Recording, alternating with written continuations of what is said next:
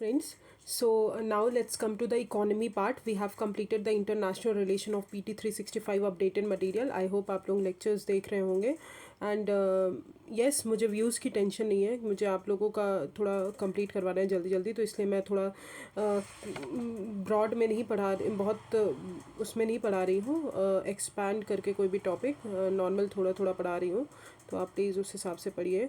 Okay, so let's come to the economy part, that is physical policy and the first is current account deficit. तो मैंने capital account जो convertibility था वो मैंने आपको पढ़ाया था आई थिंक PT 365 में. ठीक है, अब करंट अकाउंट डेफिसिट क्या होता है. करंट अकाउंट से उससे पहले क्या न्यूज़ में इसलिए है क्योंकि अभी जो इंडिया का करंट अकाउंट डेफिसिट जो है वो रीच कर गया है $23 बिलियन. करंट अकाउंट डेफिसिट मतलब कोई चीज़ की कमी, राइट. तो बैलेंस ऑफ पेमेंट में आपको पता है दो टाइप के अकाउंट होते हैं, capital account and current account. Current account वो होता है जो हमारे डे टू डे सर्विसेज के लिए हम यूज़ करते हैं, that is current account. Capital account वो होता है जो हम बहुत बड़े बड़े इन्वेस्टमेंट, लोन्स और इन सब के लिए लॉन्ग टर्म के लिए यूज़ करते हैं, तो दैट इज़ कैपिटल अकाउंट.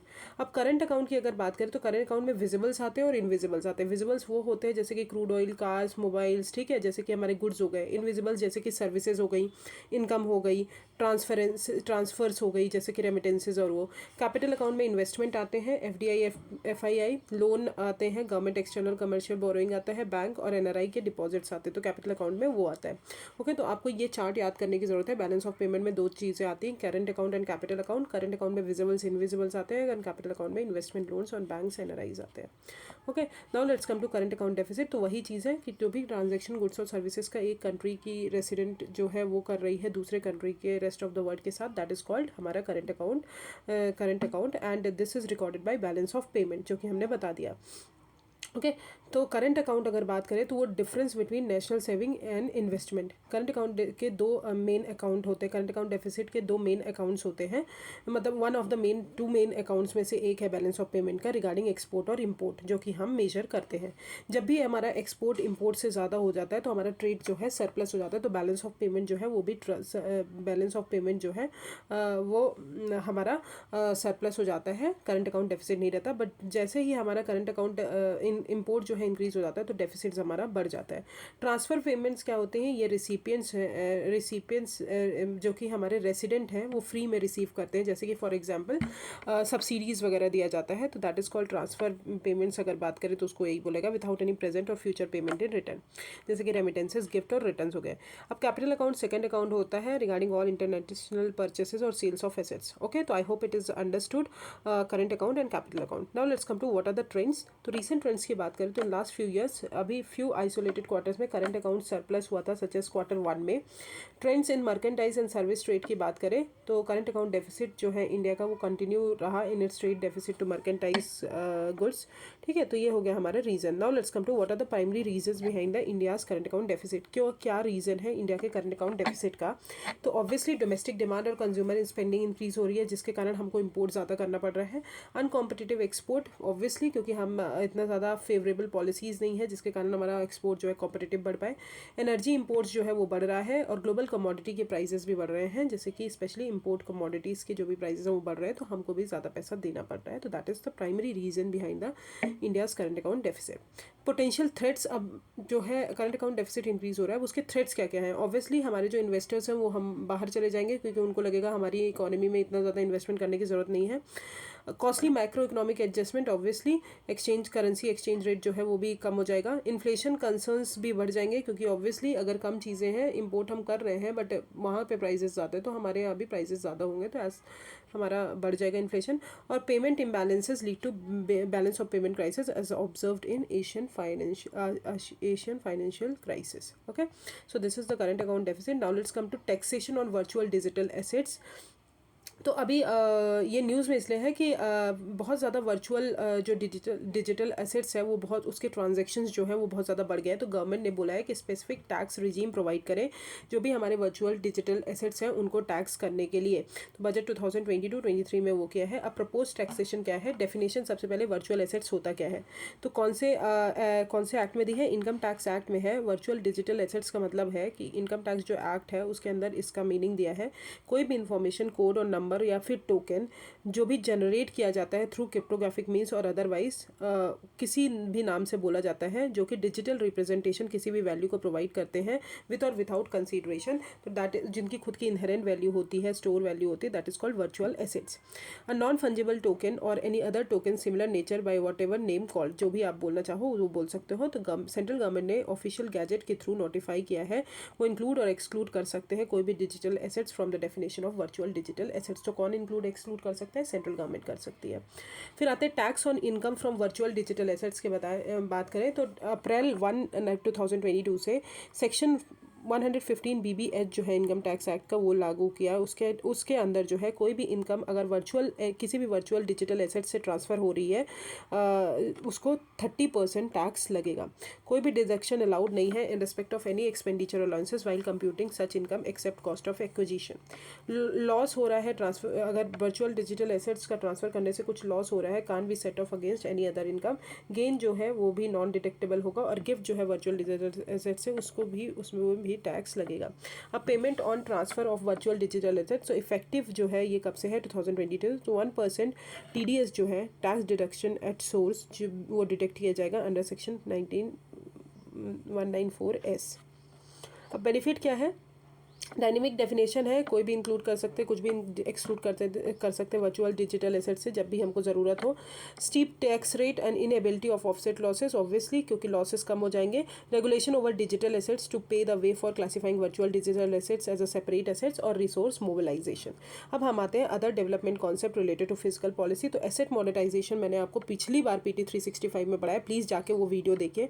यहाँ पे ज़रूरी नहीं है कि हर टॉपिक में मुझे एक्सप्लेन करना पड़े।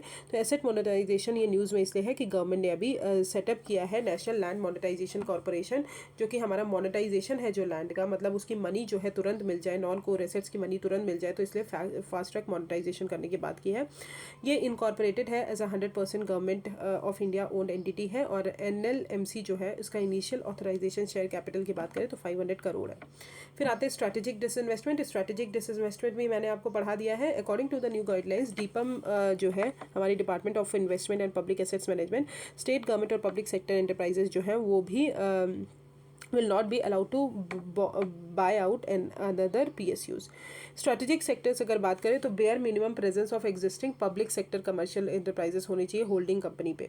स्ट्रैटेजिक डिसइन्वेस्टमेंट का मतलब होता है कि सब्सटेंशियल पोर्शन जो है गवर्नमेंट के शेयर होल्डिंग का जो भी सेंट्रल पब्लिक एंटरप्राइजेस में रहता है वो ट्रांसफर किया जाए मैनेजमेंट कंट्रोल को, तो that is called strategic disinvestment.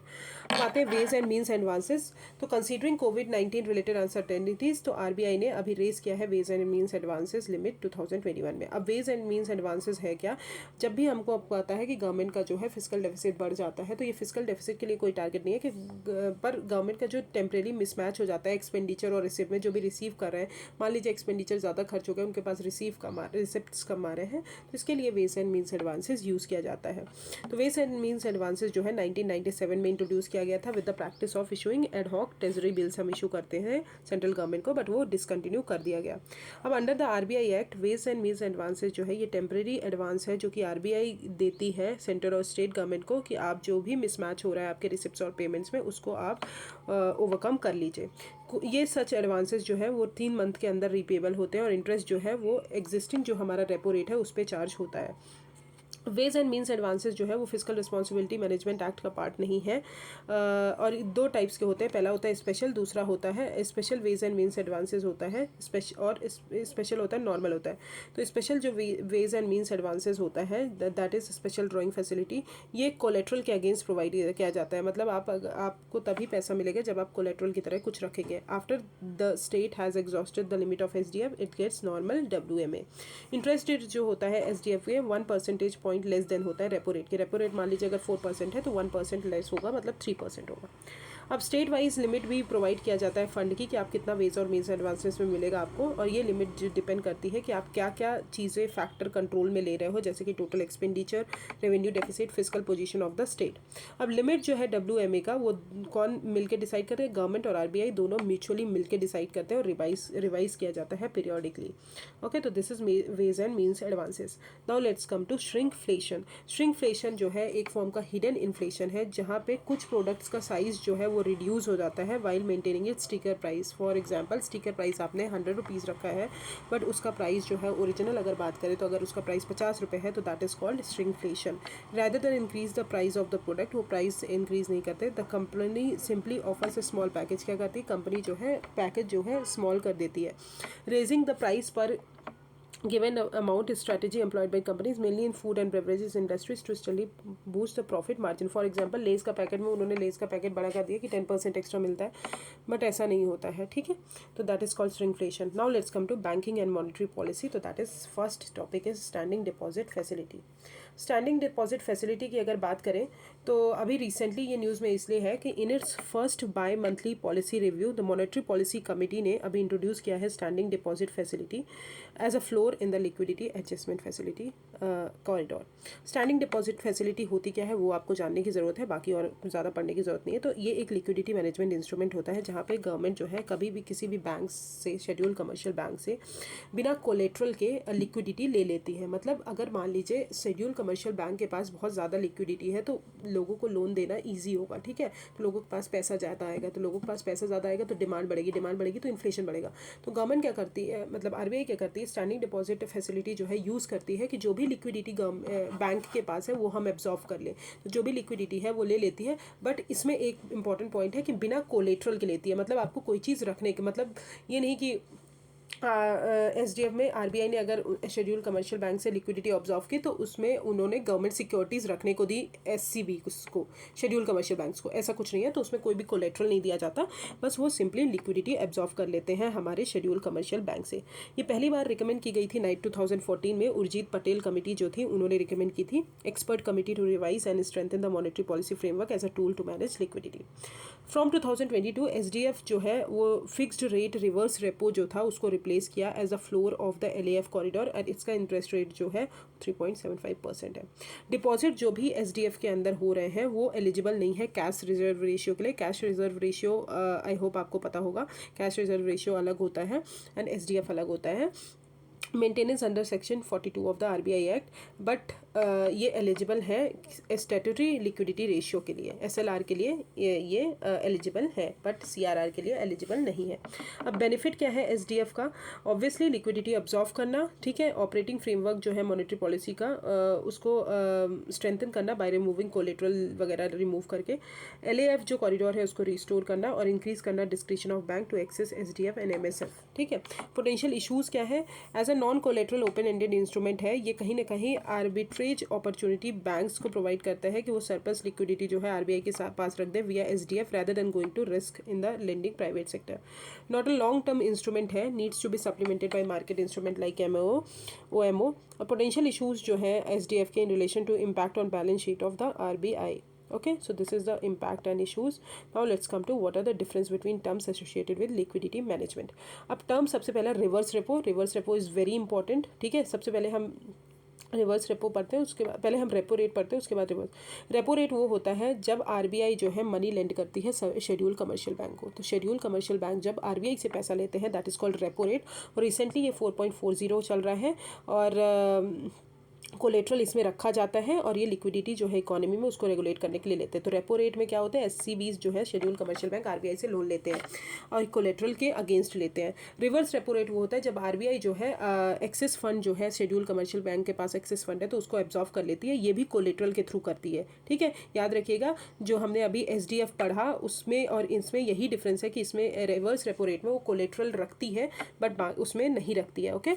और ये डिस्क्रिप्शन पे बेस्ड है आरबीआई के, ये भी लिक्विडिटी कंट्रोल करने के लिए। फिर स्टैंडिंग डिपॉजिट फैसिलिटी हमने बता दिया, उसमें कोलेट्रल की जरूरत नहीं है। फिर marginal standing facility rate, very important topic, ये बहुत ज़्यादा न्यूज़ में रहा है एक टाइम पे, और यह भी कितना है 4.65% है। सब्जेक्ट चेंजेस टू एमपीसी जो मॉनेटरी पॉलिसी कमेटी है वो चेंज कर सकती है। ये एक शॉर्ट टर्म बोरोइंग विंडो है शेड्यूल कमर्शियल बैंक के लिए कि आपको अगर ओवरनाइट फंड आपके पास नहीं है, अगर आपके पास फंड नहीं है किसी चीज़ को देने के लिए, तो आप ओवरनाइट फंड जो है आरबीआई से ले सकते हैं अगर आपके पास कैश का शॉर्टेज है। इसकी मैक्सिमम लिमिट ये है कि 2% of the bank net demand and time liabilities.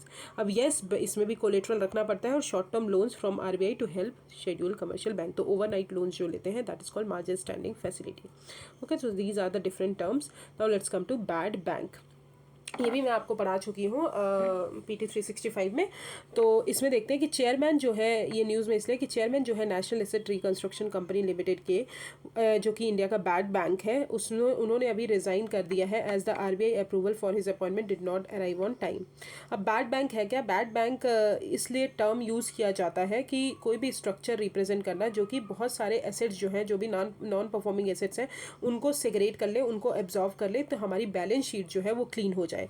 On balance sheet model अगर बात करें, are those where bad assets जो है वो प्लेस किए जाते हैं सेपरेट इंटरनल यूनिट के थ्रू, इन यूनिट में, and they help increase transparency and work as a signalling mechanism.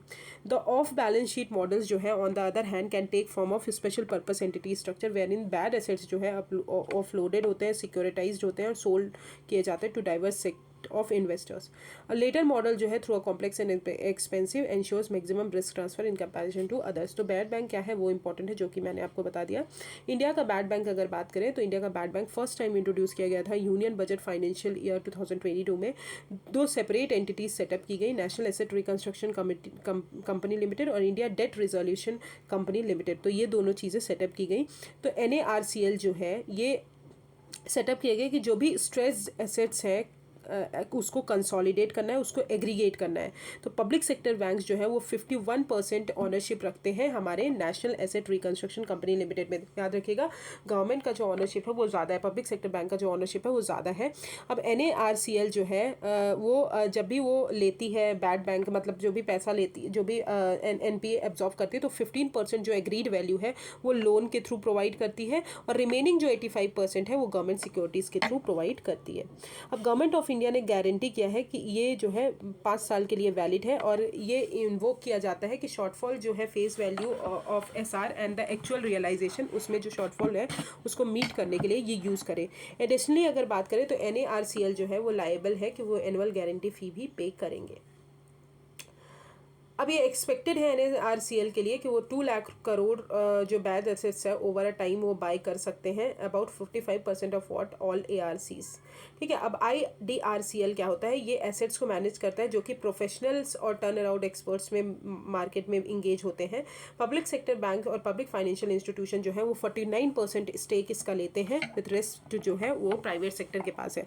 तो NARCL का जो है पब्लिक सेक्टर बैंक के पास है पूरा 51% स्टेक, तो मतलब गवर्नमेंट का ज़्यादा स्टेक है, और IDRCL में प्राइवेट सेक्टर का ज़्यादा स्टेक है। अब रिलेशनशिप दोनों के बीच में क्या है? ये दोनों एक्सक्लूसिव एग्रीमेंट है जो कि हमारे स्कोप को डिफाइन करते हैं। डेट मैनेजमेंट एग्रीमेंट जो होते हैं उनको हम उसमें डिफाइन किया जाता है to be executed between the two entities.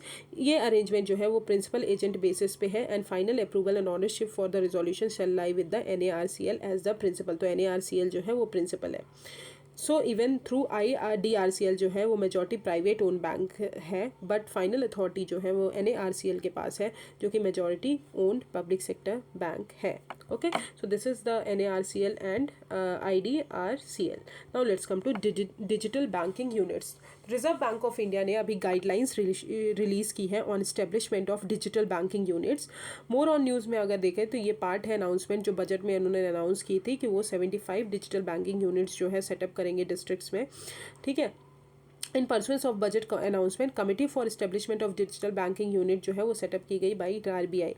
अब रिकमेंडेशन जो है कमेटी के बेसिस पे गाइडलाइंस फॉर्म की गई, और सबसे पहले की फीचर्स गाइडलाइंस के हैं। तो व्हाट आर DBU? तो डिजिटल बैंकिंग यूनिट्स है क्या? डिजिटल बैंकिंग यूनिट्स वो specialised fixed point business units हैं और हब है जो digital infrastructure, minimum digital infrastructure provide करते हैं for delivering digital services, digital product और सर्विसेज ये सब डिजिटली जो है प्रोवाइड करते हैं। अब who is permitted to start DBU? और सारे शेड्यूल कमर्शियल बैंक परमिटेड है कि वो स्टार्ट कर सकते हैं except regional rural bank, payment bank and led bank. जी ठीक है, जिसके पास पास्ट डिजिटल बैंकिंग एक्सपीरियंस हो। अब DBU जो है वो ट्रीट किया जाएगा as a banking outlet. Infrastructure and resources की बात करें तो हर DBU जो है वो हाउस डिस्टिंक्टली होगा विद सेपरेट एंटिटी और एग्जिट प्रोविजंस। और ये बैंकिंग जो बैंकिंग आउटलेट्स होते हैं उनसे जो है इनको सेपरेट किया जाएगा, और बैंक्स जो हैं वो फ्री हैं कि वो अडॉप्ट कर सकते हैं in source and outsource model of operation. Product and services की बात करें तो हर डीबीयू जो है वो मिनिमम डिजिटल बैंकिंग प्रोडक्ट्स और सर्विसेज ऑफर करेगा, जैसे कि liability product and services, assets product and services and digital services. Other features की बात करें तो बैंक के पास ऑप्शन है कि वो डिजिटल बिजनेस फैसिलिटेटर और कॉरेस्पॉन्डेंट को इंगेज कर सकता है to expand the virtual footprint of DBU. DBU जो है वो to offer hands on customer education on safe digital banking products and practices for inducting customers to self service digital banking services. ठीक है, तो ये जो है कुछ फीचर्स हैं। Now let's come to what is digital bank. Digital bank principally internet पे rely होता है। आपको पता होगा कि जो भी हम सर्विसेज प्रोवाइड करते हैं इंटरनेट के through, that is called digital bank, not from physical branches, right. Globally अगर बात करें तो डिजिटल बैंक लाइसेंस जो है गो बाई डिफरेंट नेम्स, जैसे कि वर्चुअल बैंक हो गया हांगकॉन्ग में, इंटरनेट ओनली बैंक हो गया कोरिया में, ताइवान में डिजिटल बैंक हो गया सिंगापुर में। ऑनलाइन और मोबाइल बैंकिंग सर्विसेज दोनों को कंबाइन करते हैं। ऑनलाइन बैंकिंग जो है banking feature services be your bank website, और मोबाइल सर्विसेज जो आप ऐप के थ्रू यूज़ करते हो। ओवरऑल अगर बात करें तो 3 की मॉडल्स एमर्ज हुए हैं in the context of digital banking. तीन मॉडल्स कौन से हैं? पहला है नियो बैंक। नियो बैंक जो है ये ऑनलाइन ओनली फाइनेंशियल टेक्नोलॉजी मतलब फिनटेक कंपनीज़ हैं जो कि बहुत सारे बैंक के साथ पार्टनर करके, लाइसेंस बैंक जो होते हैं उनके साथ पार्टनर करके बहुत सारी सर्विसेज ऑफर करती हैं, जैसे कि ओपन टेक्नोलॉजीज, रेजर, पे एक्स, डेव एक्सेट्रा। तो ये सारी चीज़ें जो है नियो बैंक में आती हैं। फिर autonomous unit of traditional bank की बात करें तो ये entities essentially neo banking operation traditional bank की तरह होती है, जो कि फंक्शन ऑटोनॉमसली करती है, स्टैंड अलोन नियो बैंक की तरह होती है। 811 कोटक महिंद्रा बैंक है, योनो बैंक है, ये सब। फिर full stack licensed digital bank, तो ये इंडिपेंडेंट डिजिटल बैंक है, फुली रेगुलेट करते हैं बैंकिंग रेगुलेटर्स और operate their own brand and balance sheet. For example Starlink हो गया, वेब बैंक हो गया, ठीक है, वी बैंक हो गया, ककाओ हो गया। तो these are the full stack, तो these are the 3 types of models in digital banks. Now let's come to what are the other development related to banking and monetary policy. तो सबसे पहले non banking financial companies. I hope मुझे ये बताने की ज़रूरत नहीं है, ये मैं आपको बहुत अच्छे से पढ़ा चुकी हूँ। कुछ नई चीज़ें जो मैं इसमें बताना चाहती हूँ कि आरबीआई ने अभी रूल्स टाइटन कर दिए हैं नॉन बैंकिंग फाइनेंशियल कंपनीज के लिए, और डिस्क्लोजर गाइडलाइंस भी। आपको पता होगा कि आरबीआई जो है एनबीएफसीज को 3 लेयर्स में कैटेगराइज करती है, जो कि पिछली बार पीटी 365 में बताया था मैंने। एग्रीगेट एक्सपोजर जो है अपर लेयर जो एनबीएफसी का to an entity must not be higher than 20% से ज़्यादा नहीं होना चाहिए कैपिटल बेस। तो ये आप एक बार जाके उससे पढ़िएगा, उससे आपको क्लियर हो जाएगा, इतना इंपॉर्टेंट ये न्यूज़ नहीं है। Now let's come to reserve bank innovation hub. ये इंपॉर्टेंट है, ये इनॉग्रेट हुआ है बैंगलोर में, सेटअप हुआ है as a section 8 of companies act under companies act 2013, जिसका इनिशियल कैपिटल कंट्रीब्यूशन जो है ₹100 करोड़ है। अब रिजर्व बैंक इनोवेशन हब जो है इसका एम यही है कि हमको एनकरेज करना है, नर्चर करना है financial innovation in sustainable manner through an institutional setup. ये क्रिएट करता है एक इकोसिस्टम जो कि हमारे फाइनेंशियल सर्विसेज को प्रमोट करते हैं, जो हमारे लो इनकम पॉपुलेशन है वहाँ पे उन पे प्रमोट करते हैं।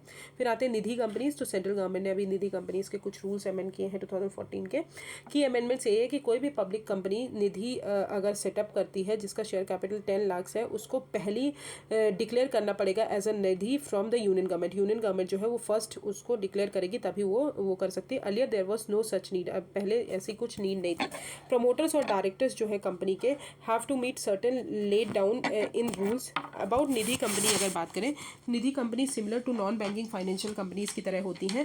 निधि जो है ये फॉर्म होती हैं to borrow and lend money to its member, मतलब अपने ही मेंबर में जो भी उनके मेंबर होते हैं उन्हीं को वो लेंड करती हैं और उन्हीं से बोरो करती हैं। ये सेविंग हैबिट्स को बढ़ाते हैं मेंबर के बीच में और work on the principle of mutual benefit. इसमें आरबीआई के लाइसेंस की ज़रूरत नहीं है, बट अप्रूवल जो है कंपनीज एक्ट के अंदर मिलता है। अब मिनिस्ट्री ऑफ कॉर्पोरेट अफेयर्स जो है वो निधि कंपनीज को रेगुलेट करते हैं, जो कि इंपॉर्टेंट फैक्चुअल पॉइंट है जो आपको याद करने हैं कि कौन रेगुलेट करता है। मिनिस्ट्री ऑफ कॉर्पोरेट अफेयर्स जो है रेगुलेट करते हैं, ओके। और आरबीआई के पावर है, आरबीआई के पास पावर है कि वो डायरेक्शन इशू कर सकते हैं। ये चिट फंड्स के साथ डील नहीं करते हैं, हायर परचेस फाइनेंस नहीं करते, ठीक है, लीजिंग फाइनेंस ये सब चीज़ें नहीं कर सकते। ओनली इंडिविजुअल मेंबर्स जो हैं वो अलाउड होते हैं निधिज कंपनीज में। तो ओके, निधि कंपनीज आपको क्लियर हो गया। Now let's come to marginal cost of fund based lending rate, MCLR, very important. State Bank of India ने अभी MCLR जो है वो फर्स्ट टाइम 3 साल के अंदर फर्स्ट टाइम जो है इंक्रीज़ किया है। MCLR जो है वो RBI ने इंस्टीट्यूट किया था अप्रैल 1, 2016 में। ये एक लोवेस्ट इंटरेस्ट रेट है जिसके बाद बैंक जो है लेंड करने की उसके पास परमिशन नहीं होती। मतलब फॉर एग्जांपल अगर RBI ने बोल दिया कि 10% मतलब 5% पे आपको लेंड करना है, तो 5% से कम पे आप जो है लोन को लेंड नहीं कर सकते। तो that is called marginal cost of fund based lending rate. It is the lowest interest rate that bank और लेंडर कैन ऑफर। ये कहीं ना कहीं फाइनेंशियल इंस्टीट्यूशन में ट्रांसपेरेंसी बिल्ड करते हैं while determining interest rate. Calculation जो है बेस्ड है उस 4 कंपोनेंट्स पे: marginal cost of fund, negative carry on account of cash reserve ratio, operating cost and tenor premium. Tenor क्या है? टेनर का मतलब यही होता है कितना अमाउंट ऑफ टाइम लेफ्ट है for repayment of bank loan. जो भी आपने लोन लिया है तो कितना अमाउंट ऑफ टाइम लेफ्ट है फॉर आप जो बैंक का लोन जो है रीपेमेंट कर सकते हो। फिर आते हैं काउंटर साइक्लिक कैपिटल बफर। तो ये न्यूज़ में इसलिए है कि रिसेंटली RBI ने डिसाइड किया है कि अभी वो काउंटर साइक्लिक कैपिटल बफर को एक्टिवेट नहीं करेंगे। अब काउंटर साइक्लिक कैपिटल बफर का मतलब आपको समझ में आ रहा होगा कि आपको किसी भी गुड टाइम में, जब आप अच्छे टाइम में हो तब आप ऐसा सेव कर लो कोई चीज़, मतलब जो भी आपका बफर है वो कैपिटल आप मेंटेन कर लो ताकि आपको डिस्ट्रेस टाइम में आप जो है वो चीज़ें यूज़ कर सको। तो काउंटर साइक्लिक कैपिटल बफर का मतलब यही होता है। तो RBI ने अभी डिसाइड किया कि वो अभी एक्टिवेट नहीं करेंगे। फ्रेमवर्क जो है ये RBI ने 2015 में लाए थे। Following Basel 3 norms. Basel 3 norms में सेंट्रल बैंक जो है वो स्पेसिफाई करते हैं certain capital adequacy norms for banks, ठीक है, कंट्री के। तो काउंटर साइक्लिक कैपिटल बफर जो है ये उसी नॉर्म्स का पार्ट है और वो कैलकुलेट होता है as a fixed percentage of banks risk weightage loan book.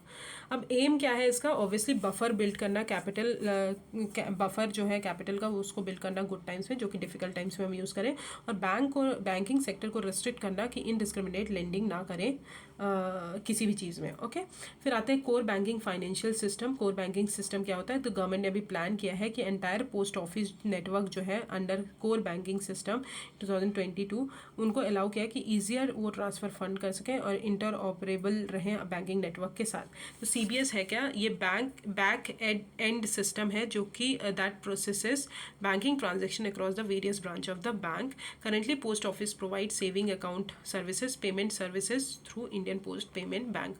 So this is the banking and part. Now let's come to financial system and financial market.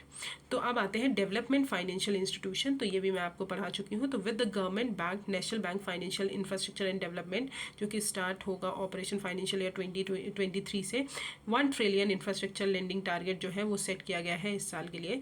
Headquarter इसका कहाँ है? मुंबई में है और ये स्टेब्लिश हुआ है as a development financial institution. Development financial institution मतलब डेवलपमेंट वाली चीज़ों के लिए, इंफ्रास्ट्रक्चर लोगों के लिए, इंफ्रास्ट्रक्चर वाली चीज़ों के लिए उसको फाइनेंशियल बैंक डेवलप किया गया है।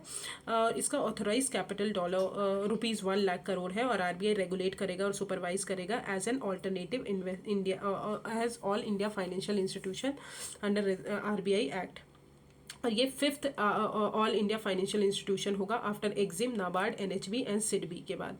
Okay, now let's come to what are the development financial institution. Development bank और डेवलपमेंट फाइनेंशियल इंस्टीट्यूशन जो कि हमारे medium to long term loans provide करते हैं फाइनेंस प्रोजेक्ट को फाइनेंस करने के लिए।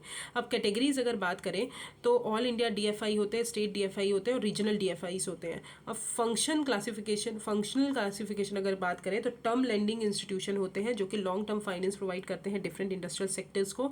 रीफाइनेंसिंग इंस्टीट्यूशन होते हैं जो रीफाइनेंसिंग ये बैंक और नॉन बैंकिंग इंटरमीडियरीज को प्रोवाइड करते हैं हु फाइनेंस टू एग्रीकल्चर और इन सब के लिए, जैसे नाबार्ड और SIDBI हो गए। ये डायरेक्ट फार्मर्स को नहीं देते, ये पहले स्टेट गवर्नमेंट को देते हैं, फिर स्टेट गवर्नमेंट जो है वहाँ फार्मर्स तक पहुँचाती है।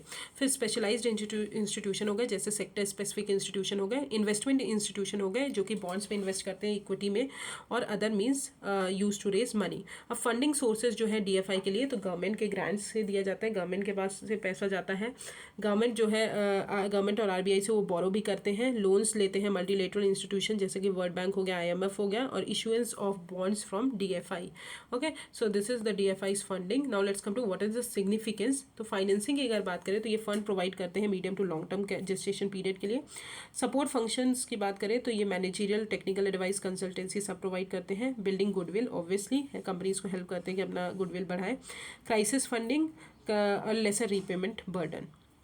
Now let's come to concept of news vis-a-vis the equity market. Co-location facility.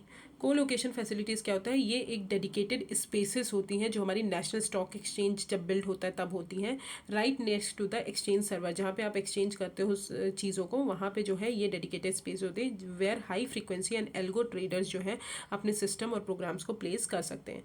With the colocation facility being extremely close to stock exchange servers, traders के पास एडवांटेज होता है कि वो अदर ट्रेडर्स के साथ चीज़ें मतलब ट्रेड कर सकते हैं due to improvement in latency. ये न्यूज़ में था because of unearthing of colocation facility scam whereby a trading member was provided unfair access. अब आते हैं मार्केट इंफ्रास्ट्रक्चर इंस्टीट्यूशन की बात करें तो सेबी ने अभी नेशनल स्टॉक एक्सचेंज को नोट किया है. कंट्री का largest equities and derivative exchange है, was systematically important MII. Stock exchange depositors और क्लियरिंग हाउसेज जो हैं वो सारे मार्केट इंफ्रास्ट्रक्चर इंस्टीट्यूशंस होते हैं और ये बहुत इंपॉर्टेंट पार्ट होते हैं हमारे इकोनॉमिक इंफ्रास्ट्रक्चर का. MII जो है वो इंफ्रास्ट्रक्चर प्रोवाइड करते हैं जो कि नेसेसरी है हमारे सिक्योरिटी मार्केट के लिए. अगर हमको यूज़ इंफ्रास्ट्रक्चर नहीं रहेगा तो हमारा सिक्योरिटी मार्केट अच्छे से वर्क नहीं करेगा, और ये जो है हाईलाइट किया गया था जलन कमेटी रिपोर्ट में. फिर आते हैं एम्प्लॉय स्टॉक ओनरशिप प्लान. तो एम्प्लॉय स्टॉक ओनरशिप प्लान जो है ये type of employ benefit plan है जो कि एम्प्लॉयज़ जो हैं उनको एनकरेज करने के लिए दिया जाता है to acquire stocks and ownership. मतलब फॉर एग्जांपल अगर कोई BPCL कंपनी में जॉब कर रहे हैं तो उनके एम्प्लॉय को बोला जाता है, एक टाइप का एम्प्लॉय बेनिफिट प्लान है कि उनको इंश्योर किया जाता है कि एम्प्लॉय जो है BPCL के शेयर्स खुद ही खरीद लें. तो BPCL के शेयर्स जो हैं वो थोड़े महंगे हो जाए मार्केट के लिए, तो मार्केट के लिए जब महंगे हो जाएंगे तो लोग लेना स्टार्ट कर देंगे. तो इसलिए जो है ये यूज़ किया जाता है. ये कंपनीज़ को प्रोवाइड करते हैं with tax benefit, thus incentivise owners to offer them to employees. Okay, so this is the employee stock ownership plan. Now let's come to collective investment scheme की अगर बात करें तो Security Exchange Board of India जो है उन्होंने अभी norms को टाइटन किया है pertaining to CIS, bringing them on par with mutual fund. ठीक है, म्यूचुअल फंड की तरह उनको ब्रिंग किया है regulation and remove regulatory arbitrage. अब कलेक्टिव इन्वेस्टमेंट स्कीम जो होती हैं ये एक इन्वेस्टमेंट स्कीम होती है जहाँ पे बहुत सारे इन्वेस्टर्स इंडिविजुअल्स जो आते हैं वो एक साथ जो है सारा चीज़ें अपना आते हैं और कम टुगेदर एंड बहुत सारा मनी लेकर आते हैं और इन्वेस्ट करते हैं इसके अंदर, और उसके बाद जो भी रिटर्न्स और प्रॉफिट होता है वो शेयर होता है बिटवीन देम, जो भी एग्रीड प्राइस है उस पर. ये जो है स्कीम जो है ये कोऑपरेटिव सोसाइटीज़ जो हैं के द्वारा की जाती हैं, और ये जो भी स्कीम्स जो है कोऑपरेटिव सोसाइटी करती हैं वो कलेक्टिव इन्वेस्टमेंट स्कीम से नहीं आती, क्योंकि कोऑपरेटिव सोसाइटीज़ के लिए अलग से एक्ट है, उसके अंदर वो रेगुलेट किए जाते हैं. अब आते हैं बॉन्ड इन न्यूज़. तो ज़ीरो कूपन बॉन्ड, तो सेंट्रल गवर्नमेंट जो है हमारी direct central board of direct taxes है उन्होंने अमेंड किया है इनकम टैक्स रूल्स को और अलाउ किया है कि इंफ्रास्ट्रक्चर डेट फंड्स जो हैं वो भी ज़ीरो कूपन बॉन्ड्स को इशू कर सकते हैं. अब ज़ीरो कूपन बॉन्ड्स वो होते हैं जहाँ पे डेट सिक्योरिटी इंस्ट्रूमेंट जो है वो डेट सिक्योरिटी इंस्ट्रूमेंट होते हैं जहाँ पे कोई भी इंटरेस्ट आपको पे नहीं करना पड़ता. ये डीप डिस्काउंट पे ट्रेड किए जाते हैं और full face value profit offer करते हैं. मतलब फॉर एग्जांपल फेस वैल्यू अगर उसके बॉन्ड की 100 रुपीज़ है तो वो उतना ही ऑफर करेंगे आपको, बाद में भी कोई भी उसमें वो नहीं होगा. Its value is inversely related to the rise in the interest rate. अब आते हैं ऑयल बॉन्ड्स. ऑयल बॉन्ड्स जो है ये प्रॉमिसरी नोट्स होते हैं जो कि गवर्नमेंट इशू करती है ऑयल मार्केटिंग कंपनीज को in lieu of cash that governments owns them. Need क्या है, जब भी फ्यूल प्राइजेस हाई हो जाते हैं कंज्यूमर्स के लिए तो गवर्नमेंट डायरेक्ट करती है ऑयल मार्केटिंग कंपनी को कि कंज्यूमर से लेस प्राइस लीजिए और बैलेंस जो है वो फिर गवर्नमेंट पे करती है जो भी उनको लॉस होता है.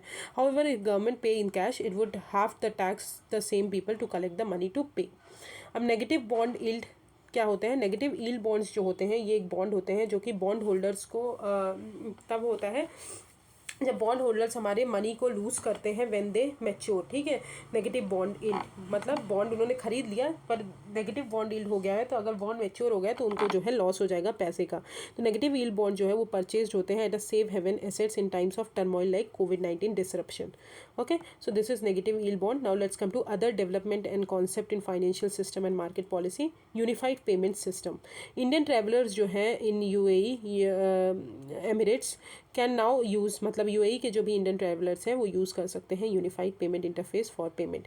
अब एनपीसीआई इंटरनेशनल पेमेंट लिमिटेड जो है इंटरनेशनल आर्म है of national payment corporation of India, जो कि अनाउंस किया था Bhim UPI is now available for neo पे टर्मिनल्स। ठीक है, तो नियो पे टर्मिनल्स में भीम यूपीआई अवेलेबल है अक्रॉस द यूएई। ग्लोबली अगर बात करें तो यूपीआई जो है एक्सेप्टेड है भूटान और नेपाल में, अब सिंगापुर में भी 2022 से। यूपीआई जो है instant real time payment system है कि यूपीआई जो है आपके फ़ोन में रहेगा, आप जो है इंस्टेंट पेमेंट ट्रांसफ़र कर सकते हो, जो कि डेवलप किया है एनपीसीआई ने इंटर बैंक ट्रांजेक्शन के लिए। अब भीम जो है वो पॉइनर्ड और डेवलप एनपीसीआई ने ही किया है, और ये fast secure reliable cashless payment है थ्रू मोबाइल फ़ोन।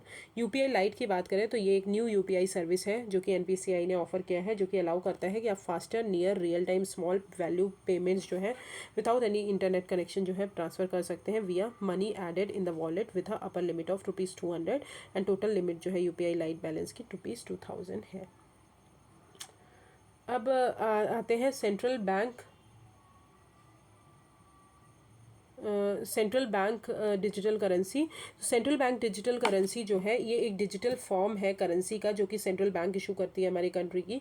ये पेग्ड है to the value of that currency countries fiat currency and adds digital form to existing physical bank note. Under RBI act RBI जो है sole authority है, sole right है कि वो bank notes issue करते हैं इंडिया में।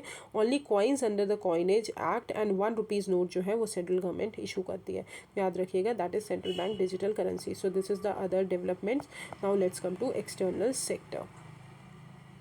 अब आते हैं ग्लोबल बॉन्ड इंडाइसेस में। तो अभी ये न्यूज़ में है कि India's inclusion in global bond indices pushed ahead as the union budget 2022-23 remain silent on necessary forms due to rising economic fragmentation and other risk. क्या हुआ, कोविड-19 के कारण बहुत ज़्यादा फ्रेगमेंटेशन राइज हुआ, जिसके कारण जो है इसके लिए कोई चीज़ करी नहीं जा पा रही है। तो ग्लोबल बॉन्ड इंडाइसेस होता क्या है वो इंपॉर्टेंट है। ग्लोबल बॉन्ड इंडाइसेस वो इंडाइसेस होते हैं जो कि हमारे मार्केट वैल्यू वेटेड मेजर जो है पब्लिक डेट इन्वेस्टमेंट का उसको मेजर करते हैं। ठीक है, grade sovereign issuers issued and denominated in their own market and currency. ये एक मल्टी करेंसी बेंचमार्क्स होते हैं जो कि ग्लोबल बेंचमार्क प्रोवाइडर्स ट्रैक करते हैं with factors such as liquidity कितनी है, रेटिंग कितनी है, कैपिटल कंट्रोल कितना है। ग्लोबली अगर बात करें तो 3 मेन बॉन्ड इंडाइसेस है, और India is not a party of any of these indices. ठीक है, तो 3 मेन बॉन्ड इंडाइसेस है, बट इंडिया जो है किसी भी इंडाइसेस का पार्टी नहीं है due to reservation of such factors. Capital control जो है इंडिया को बताता है कि इंडिया जो है partially convertible capital account country है। चैलेंजेस ऑफ टैक्स और मार्केट एक्सेस भी है एक वो इम्पॉर्टेंट। अब आते हैं कैपिटल कंट्रोल्स इन इंडिया। अगर बात करें तो कैपिटल कंट्रोल्स जो होता है आर द डायरेक्ट और एडमिनिस्ट्रेटिव और इनडायरेक्ट और मार्केट बेस्ड मेजर्स होते हैं फ्रॉम द गवर्नमेंट और सेंट्रल बैंक, जो कि इनफ्लो और आउटफ्लो होता है फॉरेन कैपिटल का, उसको रेगुलेट करते हैं। कंट्रोल मेजर्स की अगर बात करें तो जैसे कि टैक्सेस हमने यूज़ कर लिया, टैरिफ्स यूज़ कर लिया, वैल्यू लिमिट्स वॉल्यूम लिमिट्स कर दिया, आउटलाइट लेजिस्लेशन बना दिया। टाइम ड्यूरेशन की बात करें तो short term, medium term, long term, और ये अप्लाइड होते हैं होल इकोनॉमी पे, ना कि sector specific, industry specific, leading to different impacts on various assets classes. Use as a prudent measures की तरह यूज़ कर सकते हैं, और इंडिया जो है अपना कैपिटल कंट्रोल जो है वो रिड्यूस कर रही है gradually since 1990s। Recently RBI ने प्रपोज किया फुली एसेसिबल रूट, जो कि लिबरलाइज किया है कि जो भी फॉरेन पोर्टफोलियो इन्वेस्टर्स हैं वो जो है हमारे डेट मार्केट में मतलब इन्वेस्ट कर सकते हैं। Okay, now let's come to what are the benefits of India's inclusion in global bond indices, और कंसर्न्स क्या क्या हैं। ऑब्वियसली इंडिया के बॉन्ड मार्केट इन्वेस्टर्स जो बेस है वो बढ़ जाएगा, लिक्विडिटी बढ़ जाएगी, इंडियन बॉन्ड प्राइसेस बढ़ जाएंगे, रिड्यूस हो जाएगा बोरोइंग कॉस्ट, रिड्यूस हो जाएगा प्रेशर जो है बैंक पे उस पर, और गुडविल जो है अमंग एफपीआई वो भी बढ़ जाएगा, और बेनिफिट होगा इन्वेस्टर्स को। ठीक है, कंसर्न्स क्या है, स्ट्रक्चरल चैलेंजेस, क्योंकि such as capital gain tax जो है as a investors want Indian bonds on international trading, तो उसके कारण फिर लिमिटेड कैपिटल फ्लो होगा, increase power of rating agencies, और एक्सपोर्ट चैलेंजेस भी बढ़ जाएंगे। अब आते हैं other development and concept in external sector. तो foreign exchange management debt instrument amendment rules 2022, new rules जो है वो फॉरेन इन्वेस्टमेंट को अलाउ करते हैं कि अप टू 20% जो है इन LIC में आप इन्वेस्टमेंट कर सकते हो, अनदर सच कॉर्पोरेट बॉडीज़ में। प्रेजेंटली अगर बात करें तो फॉरेन इन्फ्लोज जो है सीलिंग है पब्लिक सेक्टर बैंक्स के लिए 20% है। फॉरेन एक्सचेंज मैनेजमेंट एक्ट जो है 1919 का है, वो फाइनेंस मिनिस्ट्री के अंदर आता है। वो कंसोलिडेट करता है सारे फॉरेन एक्सचेंज जो हमारी ट्रेड हो रहे हैं, पेमेंट्स हो रहे हैं उससे रिलेटेड, और ये रिप्लेस किसको किया है, फॉरेन एक्सचेंज रेगुलेशन एक्ट को, फेरा को रिप्लेस करके फेमा बना है, और एक्सटेंड होता है होल ऑफ इंडिया पे। फिर resident but not ordinary resident, ये क्लास है रेसिडेंशियल स्टेटस का, जो कि इनकम टैक्स लॉ के अंदर दिया जाता है, और ये रिप्रेजेंट करते हैं पर्सन जो कि ऑर्डिनरी रेसिडेंट की तरह क्वालिफाई नहीं होते, तो उनको हम बोलते हैं resident but not ordinary resident. It includes person जिनका स्पेंड जो है over 120 but less than 182 days है, और 15 लाख रुपीज़ अर्न करते हैं और more than assets in from assets in India. फिर आते हैं export import bank, EXIM bank, very important, जो हमने बनाया डेवलपमेंट फाइनेंशियल इंस्टीट्यूशंस है। एग्जिम बैंक जो है वो प्लान कर रहे हैं कि वो रेस करेंगे अराउंड 3 बिलियन इन 2022-23 विया ओवरसीज बॉन्ड, मतलब बाहर से जो है वो करेंगे to support fresh lending and refinance a portion. EXIM क्या है, ये गवर्नमेंट ऑफ इंडिया ने एस्टेब्लिश किया है under export import bank of India act 1981, और ये एक्सटेंड करते हैं लाइन ऑफ क्रेडिट जो भी ओवरसीज फाइनेंशियल इंस्टीट्यूशन है उनको, रीजनल डेवलपमेंट बैंक्स को, सोवरेन गवर्नमेंट्स को, अदर एंटिटीज़ को। ऑब्जेक्टिव जो है बैंक का यही है कि बायर्स को एनेबल करना उन कंट्रीज़ के कि वो इंपोर्ट डेवलपमेंट कर सकें, इंफ्रास्ट्रक्चर प्रोजेक्ट्स बढ़ा सकें, गुड्स और सर्विसेज जो है इंडिया से ले सकें, तो इसलिए जो है यूज़ किया जाता है। फिर आते हैं WTO ग्लोबल ट्रेड मॉडल। तो WTO जो है based on its global trade model has lowered its 2022 global trade forecast to 3% from 4.7% because of Russia Ukraine constant. अब ये है क्या, ये यूज़ किया जाता है to generate global trade projection, ठीक है, जो भी ट्रेड प्रोडक्शन है उसको जनरेट करने के लिए, and to access medium and long term effects. WTO जो है 1995 में एस्टेब्लिश हुआ था, is the only global international organization जो कि डील करती है हमारे ट्रेड बिटवीन द नेशन से, मतलब जो भी नेशन के बीच में ट्रेड होता है रिलेटेड टू दिस, वो जो है WTO रेगुलेट करती है। So this is the other development and concept in external sector. Now let's come to labour employment skill development and entrepreneurs. तो developments and concept in labour employment skill development and entrepreneur. तो airport as venue for skilled artisans of the region scheme, AVSAR scheme जो है ये launch की गई है recently. अफसर scheme जो है लॉन्च किसने किया है, एयरपोर्ट अथॉरिटी ऑफ इंडिया ने लॉन्च किया। तो इंपॉर्टेंट क्या हो जाता है याद करना, एयरपोर्ट अथॉरिटी ऑफ इंडिया ने लॉन्च किया है। इसका ऑब्जेक्टिव यही है कि एलोकेट करना कुछ स्पेसेस सेल्फ हेल्प ग्रुप को अपने एयरपोर्ट्स में, कि वो सेल कर सके अपने प्रोडक्ट्स एयरपोर्ट्स में। तो स्पेस जो है हर एयरपोर्ट अथॉरिटी ऑफ इंडिया जो भी ऑपरेट कर रही है एयरपोर्ट विल बी अलॉट किया जाएगा सेल्फ हेल्प ग्रुप्स को for a duration of 15 days. तो दिस इज अफसर स्कीम। फिर आते हैं अंबेडकर यंग एंटरप्रेन्योर मेंटर। इसका ऑब्जेक्टिव यही है कि जो भी एंटरप्रेन्योर्स जो भी ST SC OBC से बिलोंग कर रहे हैं, मतलब शेड्यूल कास्ट और OBC से बिलोंग कर रहे हैं, जो अपने एडवांटेज नहीं ले पा रहे हैं वेंचर कैपिटल फंड स्कीम का, उनको जो है इनके लिए स्कीम लॉन्च की गई है, और ये स्कीम लॉन्च की है ministry of social justice and empowerment ने। अब वर्चुअल कैपिटल फंड जो होता है SCs और OBCs के लिए, वो लॉन्च किया गया था under social sector initiative to promote entrepreneurship among schedule caste, ठीक है, और कंसेशनल फाइनेंस प्रोवाइड करना। इस स्कीम के अंदर जो है वर्चुअल कैपिटल फंड जो है मैनेजर जो है विल एम्पैनल एस्टेब्लिश्ड बिजनेसमैन और हेड ऑफ द कंपनीज और veterans of the banking and financial institution as a mentor की तरह वर्क करेंगे, जो कि हेल्प करेंगे हमारे जो पीपल्स हैं उनको। फिर आते हैं special entrepreneurship promotion drive for women, that is सामर्थ्य स्कीम। ये ministry of micro and small medium enterprises ने लॉन्च किया है। इसका एम यही है कि विमेन को अपॉर्चुनिटी प्रोवाइड करना कि वो सेल्फ रिलायंट हो सके और इंडिपेंडेंट हो सके by undertaking self employment opportunities. Under this Samarth scheme women's eligible है, मतलब बेनिफिट अवेलेबल है विमेन एंटरप्रेन्योरशिप को कि 20% सीट्स जो है in free skill development programs उनको एलोकेट किया जाएगा। Special drive for registration of women owned MSME under Udyam registration, और 20% जो है MSME business delegation sent to exhibition under the scheme for marketing assistance and will be dedicated to women owned MSMEs. Okay, so this is the special entrepreneurship promotion drive for women, that is Samarth scheme. So now let's come to agriculture part. Economy part थोड़ा बड़ा है, तो agriculture पे आते हैं। तो allied sector में सबसे इम्पॉर्टेंट है लेवेंडर कल्टिवेशन। लेवेंडर जो है cultivation under CSR IIM aroma mission के अंदर लाया गया है, ठीक है। Wait a second.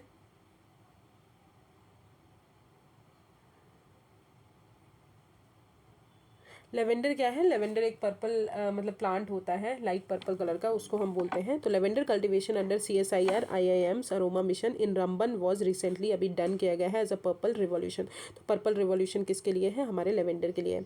पर्पल और लेवेंडर रिवॉल्यूशन जो है ये लॉन्च किया है ministry of science and technology के लिए, इस टेक्नोलॉजी ने थ्रू CSIR अरोमा मिशन, जिसका एम है कि लेवेंडर जो है कल्टिवेशन जम्मू एंड कश्मीर में उसको बढ़ाना है। लेवेंडर कल्टिवेशन जो है वो ऑलमोस्ट ऑल 20 डिस्ट्रिक्ट्स जो है जम्मू कश्मीर में वहाँ पर प्रेवलेंट है। हाउएवर क्रॉप जो है नेटिव टू यूरोप है। लेवेंडर वाटर जो है वो सेपरेट किया जाता है फ्रॉम लेवेंडर ऑयल से, जो कि यूज़ किया जाता है इंसेंस स्टिक्स के लिए। Hydrosol which is formed after distillation from the flowers is use to make soaps and room fresheners. Aroma mission जो है ये एनविसेज किया गया था कि हमको अरोमा सेक्टर को बढ़ाना है। Okay, so what are the revolutions, let's come to this. तो black revolution is related to petroleum product, blue revolution is related to fisheries which is very prevalent, green revolution is related to food grains, golden revolution horticulture, white revolution is related to milk, yellow revolution oil seeds से है, silver revolution eggs के लिए है, red revolution tomato and meats के लिए है, round revolution potatoes के लिए है, याद रखिएगा। Brown revolution leather cocoa production के लिए है, golden fibre revolution jute products के लिए है, grey revolution fertilizers, pink revolution onion pharmaceuticals and this, and silver fibre revolution cotton production के लिए है। तो दीज आर द रिवॉल्यूशन जो आपको याद करने की ज़रूरत है। Now let's come to saffron bowl project. तो एफर्ट्स जो है अभी नॉर्थ ईस्ट जो सेंटर है फॉर टेक्नोलॉजी एप्लीकेशन रीच, उनके द्वारा किया गया है कि जो सैफरन बाउल जो है हमारे इंडिया का, उसको एक्सपैंड करना है to part of north east. हम north east saw the successful cultivation because of saffron ज़्यादा कल्टिवेट हुआ। सैफरन बाउल प्रोजेक्ट क्या है, under the project of this any जो भी हमारी ये north east centre for technology application reach है, उन्होंने आइडेंटिफाई किया है कुछ लोकेशन अरुणाचल प्रदेश और मेघालय में सैफरन कल्टिवेशन के लिए। और साइट्स जो भी आइडेंटिफाई हुई हैं मेघालय में under the set project are Barapani, Cherrapunji, Mawsmai and Shillong and ललिंग टॉप। ओके, तो this is saffron bowl project. Now let's come to other important concept. तो international crop research institute for the semi arid tropics, that is ICRISAT. तो PM ने अभी start किया है 50th anniversary celebration of ICRISAT, तो मतलब 50 साल complete हो गए इक्रीसेट को। He also inaugurated ICRISAT's climate change research facility on plant protection and ICRISAT's rapid generation advancement facility. अब इक्रीसेट जो है 1972 में फाउंड किया गया था। ये एक non profit non political organization है जो कि एग्रीकल्चर रिसर्च को देखते हैं और डेवलप करते हैं। जो भी ड्राई लैंड में एग्रीकल्चर रिसर्च है उसको देखते हैं। इसका हेडक्वार्टर हैदराबाद में है, तेलंगाना में है, with 2 regional hubs Nairobi and Kenya, Bamako and Mali. अब जे फॉर्म है क्या, पंजाब जो है हमारा पहला स्टेट है कंट्री का जिन्होंने डिजिटलाइज्ड फॉर्म जे in real times to farmers for the rabi craft procurement season के लिए लॉन्च किया गया है। अब जे फॉर्म क्या है, एक सेल रिसिपिएंट है जो कि फार्मर्स एग्रीकल्चर प्रोड्यूस को दिया जाता है मंडीज़ में, जो कि एक्ट करते हैं इनकम प्रूफ की तरह कि फार्मर्स को जो है इतना इनकम मिला है उन्होंने अगर क्रॉप सेल किया है। ये these forms were earlier issued manually by आथियस, बट अभी जो है ये वैसे यूज़ किया जा रहा है और ये स्टोर किया जाएगा डिजी लॉकर में। Okay, so this is the agriculture part. Now let's come to industry and associated issues. तो micro small and medium enterprises, तो यूनियन कैबिनेट ने अभी अप्रूव किया है world bank assisted central sector scheme को, जो कि रैम्प स्कीम है उसको।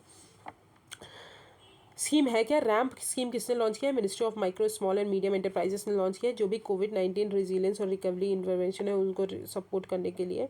ये फॉर्मुलेट और प्रपोज की गई थी गवर्नमेंट ऑफ इंडिया के द्वारा एमएसएमई सेक्टर को स्ट्रेंथन करने के लिए on recommendation of UK Sinha KV Kamath committee. Aim इसका यही है कि मार्केट और क्रेडिट एक्सेस प्रोवाइड करना, इंस्टीट्यूशन को स्ट्रेंथन करना, ठीक है, सेंटर स्टेज लिंकेजेस बढ़ाना, एड्रेस करना डिलेड पेमेंट्स क्यों हो रही है एमएसएमई सेक्टर में, तो उन सब चीज़ों को देखना। Okay, RAMP would be policy provider की बात करें तो policy provider through an enhanced capacity for evidence based policy and program design, ठीक है, नॉलेज प्रोवाइडर भी होगा और टेक्नोलॉजी प्रोवाइडर भी होंगे।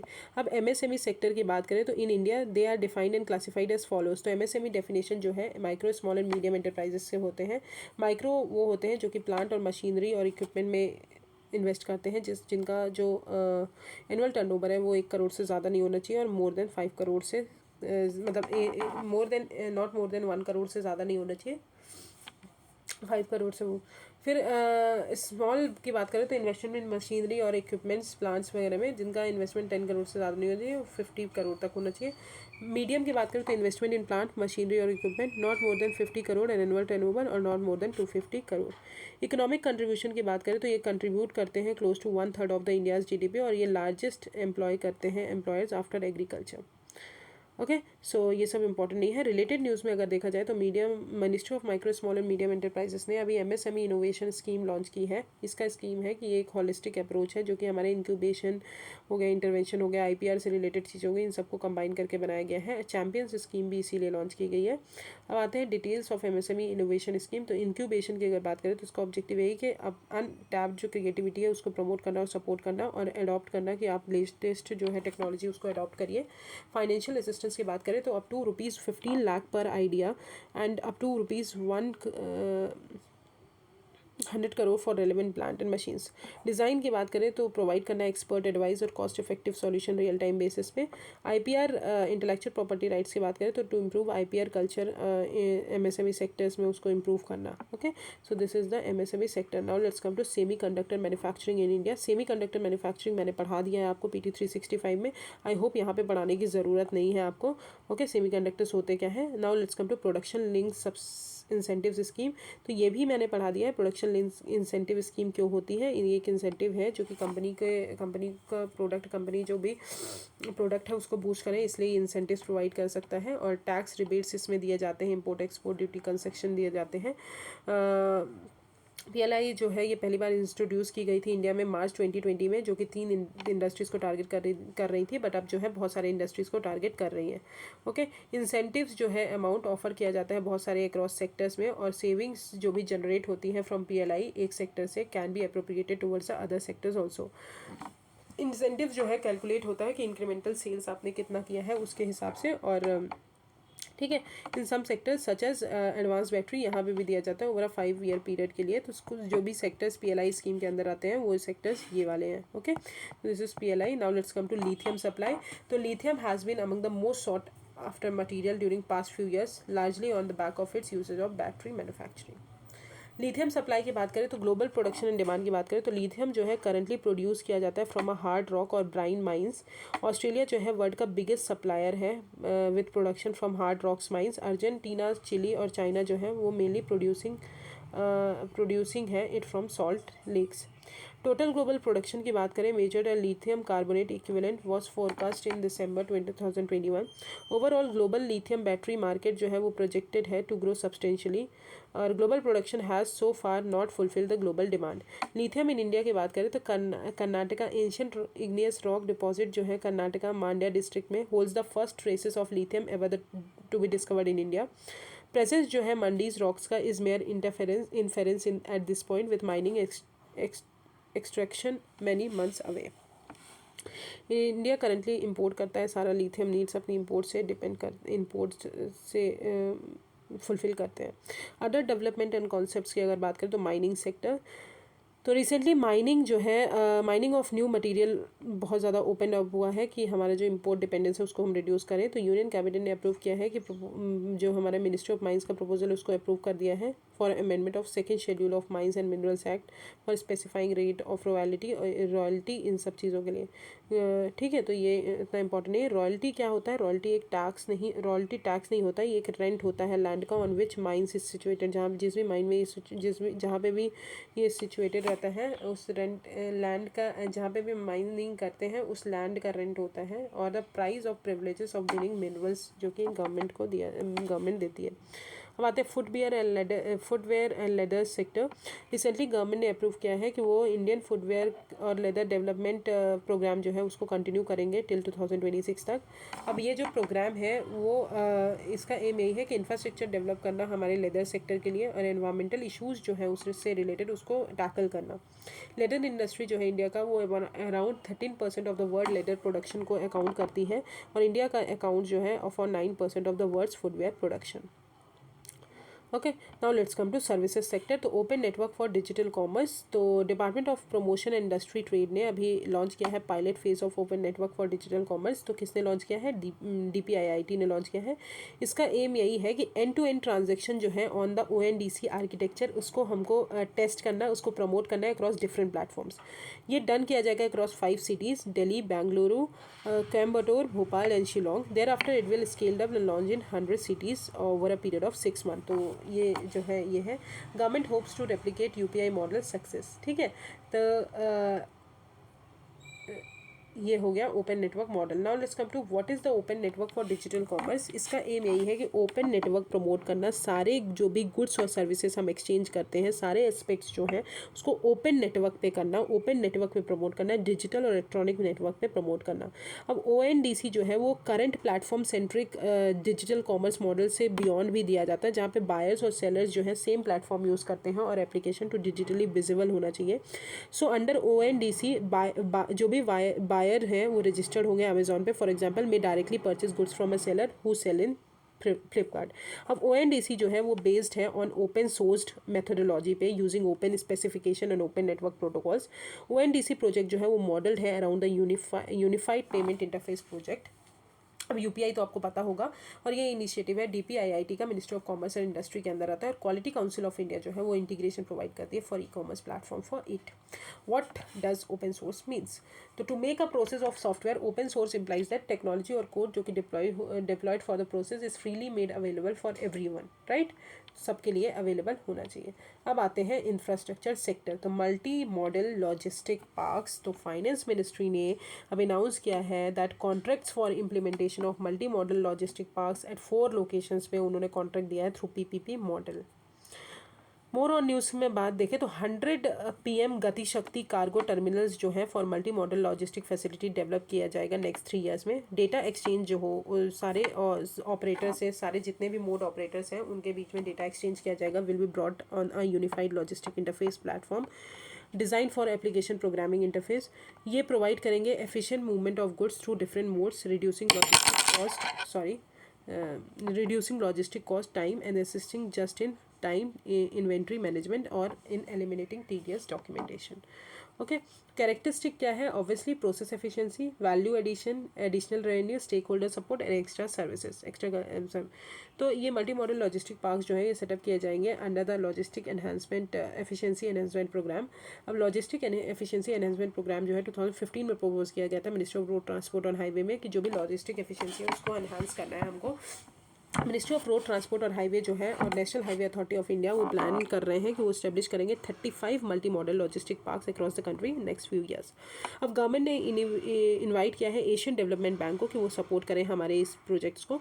अब MLP है क्या? ये intermodal freight handling establishment है। जो भी फॉर एग्जाम्पल हम फ्राइट से जो भी चीज़ें भेजते हैं, तो वेयर हाउसेज जो भी हमारे चेन है, कोच इन रेड रोडवेज और ये सब हो गए, ये जो है intermodal freight handling project है। नीड इनका यही है ऑब्वियसली कनेक्शन प्रोवाइड करना, ट्रांसपोर्टेशन बहुत सही से होना। अब लॉजिस्टिक कंट्रीब्यूशन इन इंडिया की बात करें तो सबसे ज़्यादा ट्रांसपोर्टेशन कंट्रीब्यूट करते हैं, उसके बाद वेयर हाउसिंग, फिर फ्राइट फॉरवर्डिंग और वैल्यू एडेड लॉजिस्टिक। और लॉजिस्टिक जो है ये एक सपोर्ट एक्टिविटी है जो कि प्रोडक्शन एंड कंजम्पशन सेंटर्स के बीच में प्रोवाइड होती है, कनेक्टिंग लिंक बढ़ाती है। इंडिया का लॉजिस्टिक्स सेक्टर की बात करें तो 14% ऑफ अप्रॉक्सीमेटली है, 14% अप्रॉक्सीमेटली है, और in developed economies such as US logistic cost जो है ओनली 8% to 10% ऑफ GDP है।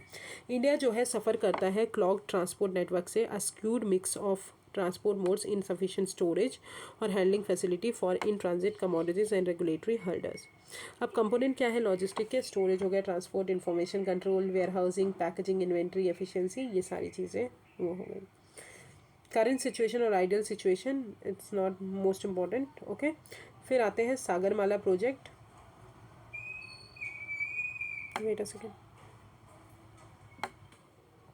सो now let's come to Sagarmala program. तो सागरमाला प्रोग्राम जो है ये फ्लैगशिप प्रोग्राम है मिनिस्ट्री ऑफ पोर्ट्स का। आपको पता होगा पोर्ट कनेक्टिविटी और इन सब चीज़ों को बढ़ाने के लिए ये प्रोग्राम लॉन्च किया गया है। शिपिंग एंड वाटरवेज का जो है अभी 7 ईयर्स इन्होंने कंप्लीट किया है, इसलिए ये ज़्यादा न्यूज़ में है। सागरमाला जो है ये सीरीज़ ऑफ प्रोजेक्ट है जो कि इंडिया की कोस्ट लाइन जो है, कंट्री की कोस्ट लाइन और इनलैंड वाटरवे को प्रमोट करने के लिए लाई गई थी। कॉन्सेप्ट यही है, कॉन्सेप्ट यूनियन कैबिनेट ने मार्च 25, 2015 में दिया था। As a part of program national perspective plan जो है for comprehensive development for of India 7,500 kilometres coastline, 14,500 kilometres of potentially navigable waterway और मैरीटाइम सेक्टर को प्रिपेयर करने के लिए। इसका एम यही है कि पोर्ट मोनेटाइजेशन करना, न्यू पोर्ट को डेवलप करना, पोर्ट कनेक्टिविटी एनहांसमेंट बढ़ाना, पोर्ट लेड इंडस्ट्रियलाइजेशन करना और कोस्टल कम्युनिटी डेवलपमेंट करना। इम्प्लीमेंटेशन जो है प्रोजेक्ट का वो आइडेंटिफाइड है अंडर सागरमाला प्रोग्राम, जो कि किया जाएगा रेलिवेंट पोर्ट्स के द्वारा। ठीक है। स्टेट गवर्नमेंट मैरीटाइम्स बोर्ड जो है, सेंट्रल गवर्नमेंट जो है, सेंट्रल मिनिस्ट्रीज जो हैं वो through private public partnership mode से वो प्रोवाइड करेंगी। फाइनेंशियल असिस्टेंस भी प्रोवाइड किया जाएगा स्टेट गवर्नमेंट को और अदर एजेंसीज को कि वो जो है ये सब मैनेज कर सकें। अब पोर्ट लेट डेवलपमेंट की बात करें तो port modernization, port connectivity, port led industrialization, coastal community development. Okay, now let's come to other development and concept in news in infrastructure. National rail plan, अभी ऑब्जेक्टिव जो है नेशनल रेल प्लान का prepare fulfil करने के लिए railway जो है revise किए हैं अपने फ्लाइट टारगेट को 1700 million ton. Under this government ने प्लान किया कि future ready railway system provide करेंगे with 45% of model share of railway in freight and sustain it, और ये इंक्लूड करेंगे strategies for operational capacities, commercial policy initiative to increase model share. फिर आते हैं e detailed action report portal. ये एक web portal है, मिनिस्ट्री ऑफ रोड ट्रांसपोर्ट और हाईवे ने लॉन्च किया है in consultation with insurance companies, जो कि इंटीग्रेटेड डेटा प्रोवाइड करेंगे, एक साथ पूरी जगह एक डेटा प्रोवाइड करेंगे और इंस्टेंट इन्फॉर्मेशन प्रोवाइड करेंगे रोड एक्सीडेंट्स के बारे में। ये पोर्टल जो है वो बहुत रिलीफ प्रोवाइड करेगा विक्टिम्स की फैमिलीज़ को through digitalise detailed accident report, और ये लिंक किया जाएगा वाहन स्कीम जो है उसके साथ और इंटीग्रेटेड रोड एक्सीडेंट डेटाबेस के थ्रू, और ये अलर्ट करेगा पीडब्ल्यूडी और लोकल बॉडीज़ को to examine and record details. फिर आते हैं national industrial corridor development programme. ये एक पैन इंडिया इंफ्रास्ट्रक्चर प्रोग्राम है जिसका एम है कि न्यू इंडस्ट्रियल सिटीज़ डेवलप करना है एज अ स्मार्ट सिटीज़ और कन्वर्ज करना नेक्स्ट जनरेशन टेक्नोलॉजी को अक्रॉस इंफ्रास्ट्रक्चर सेक्टर्स। अब national industrial corridor development corporation जो है ये एक स्पेशल पर्पस व्हीकल है जो कि हेल्प करेंगे NICDP डेवलपमेंट में और हेल्पिंग इन एम्प्लॉयमेंट जनरेशन और ओवरऑल सोशियो इकोनॉमिक डेवलपमेंट। फिर आते हैं national logistic portal is to be integrated with unified logistic interface platform. तो NLP जो है उसको ये कहीं ना कहीं जो हमारा ट्रेडिंग है, मतलब जो हम ट्रेड करते हैं इंटरनेशनल और डोमेस्टिक मार्केट में, उसको बिजनेस को एज करने के लिए, मतलब इजी करने के लिए सारे लिंक, ये सारे स्टेक होल्डर जो है EXIM domestic trade and movements को सिंगल प्लेटफॉर्म में लिंक करता है। ULIP जो क्या करता है वो सारे ट्रांसपोर्टेशन जो मोड है वो सिंगल विंडो के उसमें लाता है और सारे लॉजिस्टिक स्टेक होल्डर्स को उसके साथ लिंक करता है, तो इन दोनों को लिंक करके वो करना है। फिर आते हैं पर्वतमाला। यूनियन फाइनेंस मिनिस्टर जो है यूनियन बजट के फॉर 2022-23 उन्होंने नेशनल रोप वेज डेवलपमेंट प्रोग्राम लॉन्च किया है, दैट इज़ पर्वतमाला। पर्वतमाला से आपको समझ में आना चाहिए पर्वत में जो माला चल रही हो, that is rope way program. Preferred ecological sustainable alternative है in place of conventional road in difficult hilly areas. इसका आइडिया यही है कि कनेक्टिविटी इम्प्रूव करना, कन्वीनियंस इम्प्रूव करना फॉर कम्यूटर्स और टूरिज्म को प्रमोट करना। प्री कास्ट कंक्रीट पॉलिसी की बात करें तो मिनिस्ट्री ऑफ रोड ट्रांसपोर्ट और हाईवे ने अभी मैंडेटरी बोला है कि आप फैक्ट्री जो manufacture pre cast concrete element है उसको यूज़ करेंगे within 100 kilometres of precast factory. अब प्री कास्ट कंक्रीट है क्या? ये एक फॉर्म का कॉन्ट्रैक्ट है जो कि प्रिपेयर किया जाता है cast and cured off site in control factory environment से। प्री कास्ट फैक्ट्री जो है वो सर्टिफाइड की कौन करता है? Certified quality council of India certify करती है। So this is the infrastructure sector. Now let's come to energy sector. तो कोल सेक्टर इन इंडिया की बात करें तो यूनियन कैबिनेट ने रिसेंटली अप्रूव किया है policy for land acquired under coal bearing areas act 1957। Coal bearing areas जो हो कोल बियरिंग एरियाज़ एक्ट जो है ये प्रोवाइड करता है कि जो भी कोल बियरिंग लैंड जहाँ पे भी कोल वो होता है उनका एक्विजिशन और its vesting in the government company free from any encumbrances, किसी भी एनकम्बेंसेस से फ्री होना चाहिए। ये अप्रूव्ड पॉलिसी जो है ये क्लियर पॉलिसी प्रोवाइड करती है framework for utilisation of following types of land. तो आप किस टाइप्स के लैंड को कैसे यूटिलाइज करेंगे अंडर CBA एक्ट। लैंड्स जो कि कोई भी सूटेबल नहीं है, मतलब बिल्कुल इकोनॉमिकली वाइबल नहीं है या सस्टेनेबल नहीं है फॉर कोल माइनिंग एक्टिविटीज़, और लैंड जो भी लैंड जहाँ पे कोल माइन किया जाता है और डी कोल किया जाता है, such land has been reclaimed, उनको रिक्लेम किया जाएगा। गवर्नमेंट कोल कंपनीज जो है such as coal India limited and its subsidiaries वो ऑनर रहेंगी इन लैंड्स की acquired under CBA act and policy जो है अलाउ करेंगे ओनली लीजिंग ऑफ लैंड, मतलब लैंड को लीज करना, क्योंकि लैंड का कंट्रोल तो उन्हीं के पास रहेगा। कोल सेक्टर इन इंडिया की बात करें तो इंडिया जो है 5th लार्जेस्ट कोल रिजर्व्स है वर्ल्ड का। कोल रिसोर्सेज जो है इंडिया के अवेलेबल हैं ओल्डर गोंडवाना फॉर्मेशन में जो कि पेनिनसुलर इंडिया में है, यंगर टेरिशरी फॉर्मेशन में। इंडिया जो है सेकंड लार्जेस्ट इंपोर्टर है हमारे कोल का, और कोल जो है ऑलमोस्ट 50% शेयर है हमारे टोटल इंस्टॉल जनरेशन कैपेसिटी का। As per draft national energy policy of NITI Aayog, demand जो है कोल का वो राइज हो रहा है डे बाई डे। आप देख सकते हैं this is the coal reserve जो भी कहाँ कहाँ पे मिलते हैं, ठीक है। नाउ लेट्स कम टू, हाँ, तो क्लासिफिकेशन कोल्स की बात करें वो भी इंपॉर्टेंट है। एंथ्रासाइट कोल्स होते हैं, बिटुमिनस होते हैं और लिग्नाइट होते हैं। तो एंथ्रासाइट कोल्स जो होते हैं 80 to 95% उसमें कार्बन कंटेंट होता है और वो हमारे यहाँ बहुत स्मॉल क्वांटिटी में मिलते हैं। वो सिर्फ हमारे यहाँ जम्मू एंड कश्मीर में मिलते हैं। बिटुमिनस की बात करें तो 60 to 80% कार्बन कंटेंट होता है और झारखंड, वेस्ट बंगाल, उड़ीसा, छत्तीसगढ़, मध्य प्रदेश में मिलते हैं। लिग्नाइट की बात करें तो 40 to 55% कार्बन कंटेंट होता है और राजस्थान, लाखीमपुर जो कि असम में और तमिलनाडु में मिलते हैं। अब अदर डेवलपमेंट्स देखते हैं। तो गोवर्धन स्कीम जो कि मैं आपको पढ़ा चुकी हूँ, गोवर्धन बायो CNG प्लांट। तो रिसेंटली प्राइम मिनिस्टर ने इनॉग्रेट किया है एशिया का biggest bio CNG plant, Govardhan plant, जो कि इंदौर में उन्होंने इनॉग्रेट किया है। गवर्नमेंट प्लान कर रही है कि सच प्लांट्स को बिल्ड करेंगे in 75 municipal bodies in next 2 years। Municipal solid waste based Gobardhan plant जो है वो इज इन लाइन विथ है garbage free cities under Swachh Bharat mission. अब गोवर्धन स्कीम जो है वो फोकस करती है कि हमारे जो कैटल डंग और सॉलिड वेस्ट है उसको कन्वर्ट करना बायोगैस और बायो CNG में, ताकि हम व्हीकल्स में यूज़ कर सकें और बाकी चीज़ों में यूज़ कर सकें। और ये लॉन्च किया है ministry of drinking water and sanitation ने। फिर आते हैं इंटीग्रेटेड बायो रिफाइनरीज मिशन। तो रिसेंटली मिशन इनोवेशन जो है वो लॉन्च किया है इंटीग्रेटेड बायो रिफाइनरीज मिशन, जो कि एक्सेलरेट करेंगे क्लीन एनर्जी सॉल्यूशंस को through public private alliances. Mission innovation क्या है? ये ग्लोबल इनोवेशन इनिशिएटिव है जो कि एक्शन को कैटेलाइज करता है, इन्वेस्टमेंट बढ़ाता है, डेवलपमेंट बढ़ाता है, रिसर्च वगैरह करते हैं कि जो भी एनर्जी है क्लीन एनर्जी हो पाए, अफोर्डेबल हो जाए पाए, अट्रैक्टिव हो जा पाए।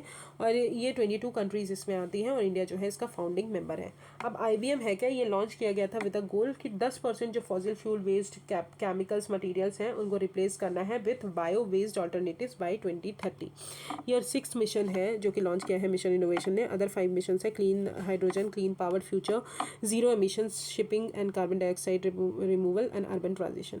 मिशन का एम है कि कमर्शलाइज करना बायो रिफाइनरीज को और कॉस्ट कॉम्पिटिटिवनेस इंक्रीज करना। अब आते हैं मिसलेनियस में। मिसलिनियस में आते हैं सोवरेन क्रेडिट रेटिंग। तो रिसेंटली ये न्यूज़ में इसलिए है कि फाइनेंस सेक्रेटरी ने एक्यूज़ किया है रेटिंग एजेंसीज को कि वो डबल स्टैंडर्ड की तरह रहती हैं on sovereign credit rating when assessing emerging market and developing economies. That means वो जो है कहीं ना कहीं भेदभाव करती हैं। Credit rating and rating agencies की बात करें, क्रेडिट रेटिंग जो है ये फॉरवर्ड लुकिंग ओपिनियन है और रिलेटिव एबिलिटी है। जो भी हमारी एंटिटी हमारे यहाँ परफॉर्म कर रही है तो उनको रेटिंग दिया जाता है उनके क्रेडिट वर्दीनेस पे। सोवरेन क्रेडिट रेटिंग की बात करें, वो रिप्रेजेंट करती है an objective and independent assessment of countries sovereignty मतलब गवर्नमेंट एंटिटीज को। They issue rating based on countries overall economic. ठीक है, जितना भी रेटिंग जो है इशू करती है कंट्री के ओवरऑल इकोनॉमिक और पॉलिटिकल स्टेबिलिटी को देखकर कि वेदर अ कंट्री इक्विटी और डेब्ट फाइनेंशियली स्टेबल है या नहीं है। बहुत सारे डेटा भी इंक्लूड करती हैं। बेस्ड ऑन इट SCR जो है broadly rate countries under 2 grades, investment grades and speculation grades. Rating agencies जो है वो रेटिंग आउटलुक प्रोवाइड करती हैं, कभी पॉजिटिव होता है, स्टेबल होता है और नेगेटिव भी होता है। अब इंडिया की सोवरेन क्रेडिट रेटिंग और outlook from 3 global rating agencies is given in this page. आप देख सकते हैं इंडिया की रेटिंग BB+ BA3 है। ठीक है, प्रेजेंटली इंडिया जो है वर्ल्ड का 6th लार्जेस्ट इकोनॉमी है एंड 3rd लार्जेस्ट है by public purchasing power parity base पे।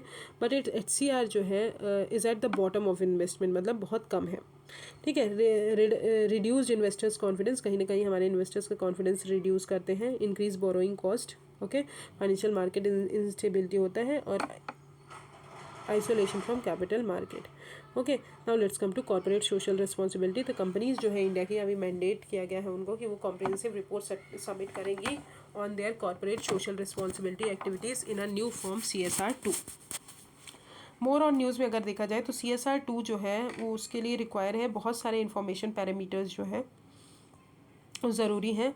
Reporting about the constitution of a company. ठीक है, CSR कमेटी की कॉन्स्टिट्यूट कब हुआ, उसकी मीटिंग कब हो रही है, एज वेल एज डिस्क्लोजर्स, जो भी डिटेल्स हैं उनके उसको डिस्क्लोज करना।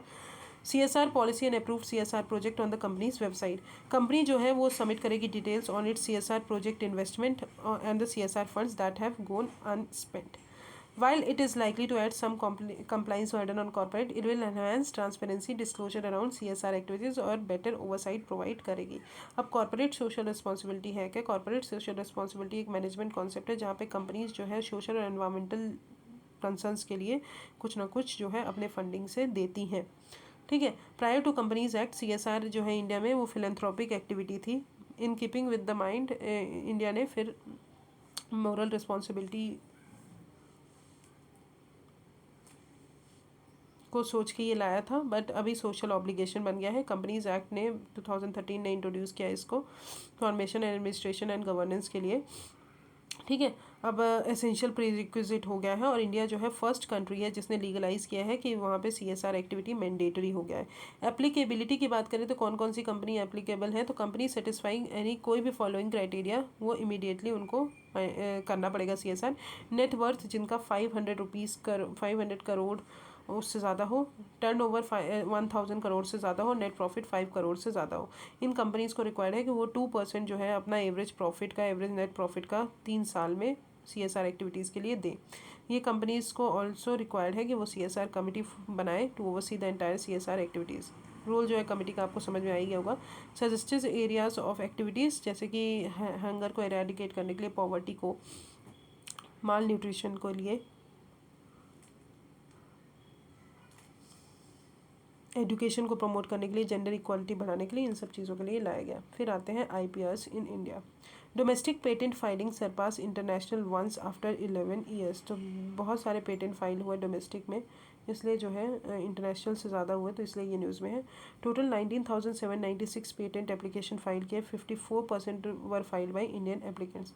सिमिलरली अगर बात करें पेटेंट एग्जामिनेशन टाइम जो है वो रिड्यूस हो गया 5 to 23 months now from 72 months. All these efforts जो हैं वो कहीं ना कहीं इंडिया को क्लोजर ला रहे हैं कि वो ग्लोबल इनोवेशन इंडेक्स में अपना रैंक बढ़ा सके। इंडिया का जो रैंक है ग्लोबल इनोवेशन इंडेक्स में अभी बढ़ गया है 81 से 46 हो गया है।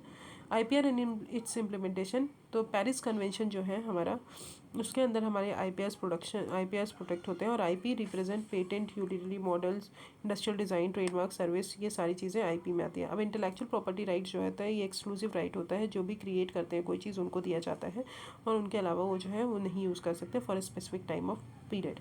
इंडिया जो है ट्रिप्स एग्रीमेंट साइन किया है, तो उसके अंदर भी प्रोटेक्ट किए जाते हैं। WTO एग्रीमेंट है ट्रिप्स पे, मल्टीलेटरल एग्रीमेंट है जो कि इंटेलेक्चुअल प्रॉपर्टी राइट को प्रोटेक्ट करते हैं। अब department of promotion and industry and internal trade, ministry of commerce and industries जो है बहुत सारे IPRs रिलेटेड लॉज लाए हैं, जैसे कि ये लॉज हो गए, और ये मैंने PT 365 जो साइंस एंड टेक्नोलॉजी वाला पार्ट है उसमें IPR में ये बहुत अच्छे से पढ़ा है, तो ये वहाँ जाके पढ़ लीजिएगा। फिर आते हैं society for world wide interbank financial telecommunication, that is Swift. तो रिसेंटली फ्यू रशियन बैंक्स ने अभी डिसकनेक्ट किया है from Swift because of Russian Ukraine crisis. अब स्विफ्ट है क्या, वो 1973 में फाउंड हुआ था। स्विफ्ट एक मैसेजिंग नेटवर्क ऐप है, मैसेजिंग नेटवर्क है जो कि बैंक्स यूज़ करते हैं। याद रखिएगा यहाँ पे फंड ट्रांसफ़र नहीं होता है, यहाँ पे मैसेज ट्रांसफ़र होता है, use by banks and financial institution globally, जो कि सेफ और सिक्योर एक्सचेंज इन्फॉर्मेशन को प्रोवाइड करते हैं, ठीक है। हमारी जो इन्फॉर्मेशन है वो सेफ रहे और सिक्योर रहे। यहाँ पे फंड ट्रांसफ़र नहीं होता, यहाँ पे इन्फॉर्मेशन ट्रांसफ़र होती है, ओके।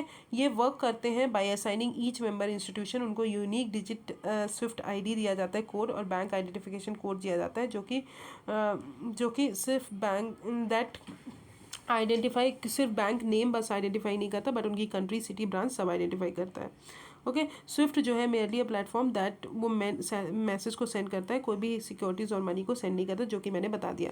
अब व्हाट इज स्विफ्ट, तो society for world wide inter bank financial telecommunication, ये एक ग्लोबल फाइनेंशियल ऑर्गेनाइजेशन है। इसके पास अथॉरिटी होती है कि IBAN रिकॉर्ड करें and banking BIC banking codes और ये सारी चीज़ें कनेक्ट करें over 11,000 financial institution around the world और transmit more than 5 million financial message each year. सबसे पहले कनेक्ट करेंगे बैंक्स को व्हेन क्लाइंट मेक ट्रांजेक्शन, जब भी क्लाइंट ट्रांजेक्शन करेगा तो बैंक्स को कनेक्ट करेंगे। If two organisation are not partners, SWIFT जो है उनको भी कनेक्ट करेगा थ्रू एन इंटरमीडियरी ऑर्गेनाइजेशन और describe itself as a secure and reliable system with exchange only between banking partners. अब वो आते हैं what happens if one is excluded from SWIFT. अगर कोई कंट्री जो है from most participatory financial facilitating platform, its foreign funding would take a hit, make it entirely reliant on domestic investors. A swift ban would make export and import from and to Russia almost impossible, and Russia would have to look for alternative means to transfer money. Okay, Swift provide बहुत सारी services जैसे कि bank हो गया, brokerage institutes हो गए, trading houses हो गए, सिक्योरिटीज़ डीलर्स हो गए, ये सब चीज़ें भी प्रोवाइड करते हैं। अब आते हैं indices and reports and surveys. तो first crisis then catastrophic report, ये ऑक्सफर्म इंटरनेशनल रिलीज़ किया है कोविड-19 के टाइम पे, मतलब कोविड-19 के इम्पैक्ट के कारण इसको निकाला गया है। 260 मिलियन मोर पीपल जो है वो एक्सट्रीम पॉवर्टी में चले गए हैं। फिर food and agriculture organization food price index, तो फूड प्राइस इंडेक्स कौन रिलीज़ करता है? Food and agriculture organization. ये मंथली चेंज जो होता है इंटरनेशनल प्राइजेस में फूड से रिलेटेड, उसको देखते हैं। It consist of average of 5 commodity group price indices. FAO जो है स्पेशलाइज्ड एजेंसी है यूनाइटेड नेशन की, जो कि इंटरनेशनल एफर्ट की तरफ लीड करती है टू डिफीट हंगर। फिर आते हैं एक्सपोर्ट प्रिपेयर्डनेस इंडेक्स। ईपीआई जो है ये नीति आयोग निकालती है, वेरी इंपॉर्टेंट इंडेक्स, ठीक है, in partnership with institute of competitiveness. जो भी हमारे एक्सपोर्ट से रिलेटेड चैलेंजेस और अपॉर्चुनिटीज़ हैं उनको मेजर करने के लिए। ये data driven endeavour to identify fundamental areas, ये 4 मेन पिलर्स हैं इसमें, policy, business ecosystem, export ecosystem and export performance, ठीक है, इसमें 11 पिलर्स पे आते हैं। फिर आते हैं कमोडिटी मार्केट आउटलुक, तो ये रिपोर्ट जो है वर्ल्ड बैंक रिलीज़ करती है, ओके, की फाइंडिंग आपको पढ़ने की ज़रूरत नहीं है। फिर इंडस्ट्रियल आउटलुक सर्वे की बात करें तो ये जो है 96 राउंड जो है ये इंडस्ट्रियल आउटलुक सर्वे आरबीआई रिलीज़ करती है। तो ये एक्सेस करती है जो भी डिमांड कंडीशन है उसको, फाइनेंशियल सिचुएशन है उसको, एम्प्लॉयमेंट कंडीशन और बाकी सब चीज़ों को। अब एराटा कुछ चीज़ें PT 365 जो इकोनॉमी पार्ट आया था उसकी मैगजीन में कम है। तो सबसे पहले टॉप 5 एक्सपोर्ट डेस्टिनेशन की बात करें डिक्रीजिंग ऑर्डर में, तो यूएसए में सबसे ज़्यादा एक्सपोर्ट करते हैं, फिर UAE, China, Bangladesh. Top 5 export commodities की बात करें तो पेट्रोलियम प्रोडक्ट सबसे ज़्यादा, फिर ड्रग्स, फिर formulation and biologicals, pearls and precious semi metals. अब उन्होंने आर्टिकल 7.3 में micro and small medium enterprises में उन्होंने रिवाइज डेफिनेशन दी थी, उन्होंने डेफिनेशन जो है उनको सही किया है। Okay, so this is the economy part, I hope it is clear. If you have any problem just comment me on the comment section. I will start environment part tomorrow. Thank you so much.